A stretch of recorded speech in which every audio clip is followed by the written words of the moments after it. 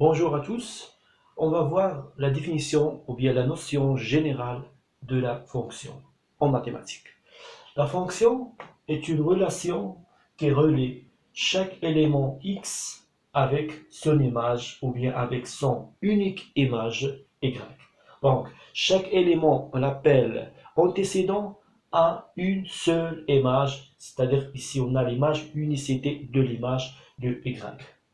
Donc f, on a la fonction f en général qui relie un élément x, un variable x, un variable, on peut le représenter dans l'axe des abscisses avec son image f de x qui est égale y. Par exemple, on prend un exemple de la fonction comme la vitesse. On prend par exemple la vitesse, c'est une fonction qui se varie en fonction de t. Par exemple, v de t est égal à 2t. Donc, le variable de la fonction ici, c'est t, le temps, par exemple. Donc, à l'instant t est égal à 0, la vitesse est égale à 0. À l'instant t est égal, par exemple, 1 seconde, la vitesse est égale à 2 mètres, et ainsi de suite. Donc, en général, la fonction, c'est une relation qui relie un variable avec son image. Donc, ici, on doit vérifier que chaque variable ou bien chaque valeur de x doit avoir une seule image. Par exemple, on va prendre trois courbes et on doit déterminer la courbe de fonction. On prend par exemple la courbe 1. On remarque que x, lorsque x se varie, pour tout x appartient à l'axe des abscisses, chaque x a une seule image. Mais dans la courbe 2, on remarque que, par exemple, pour x égale par exemple 2, on remarque que 2 a deux images. Et ça, c'est contradiction. Pourquoi?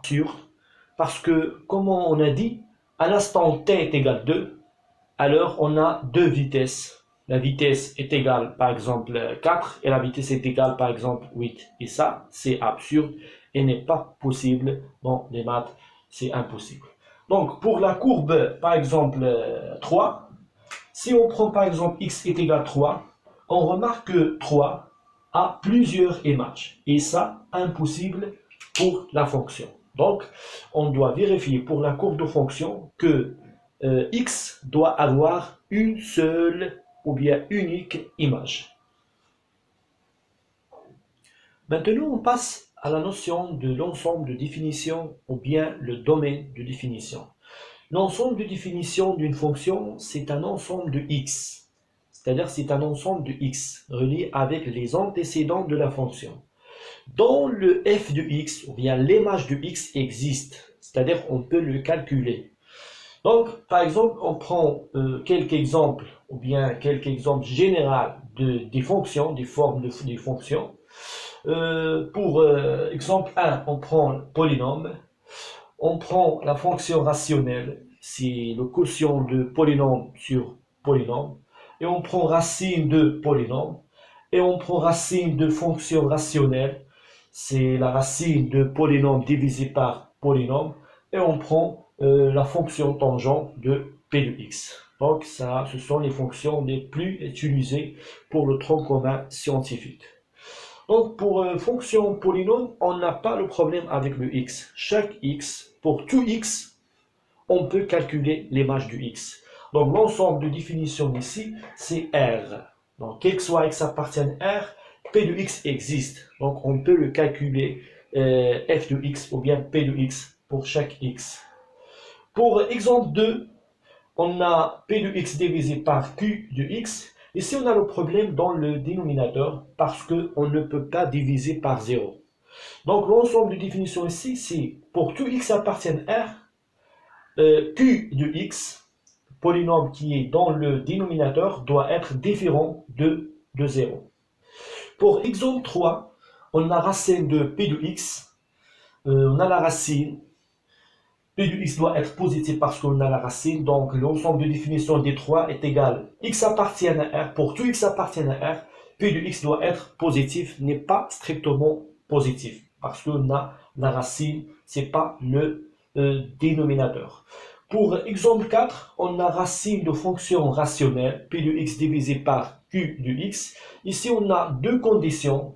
P de x sur q de x doit être positif et q de x qui est dans le dénominateur doit être différent de 0. Donc, on doit résoudre l'inéquation et on doit résoudre l'inégalité q de x différent de 0.